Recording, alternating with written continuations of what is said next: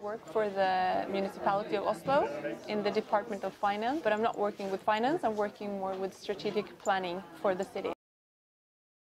It's a more complex way of seeing design because it's like the highest level where you have to take into consideration everything surrounding. We're looking at the school system and dropout level in Norway and Oslo. We have pretty high rates of dropouts, especially between boys, but the average is around 30%.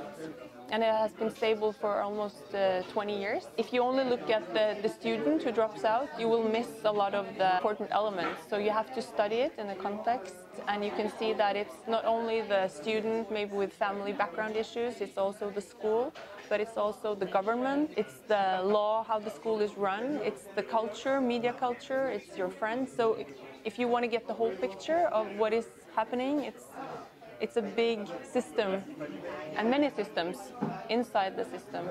So in order to understand the behavior and the patterns, you have to look outside of only just like the one student who is dropping out.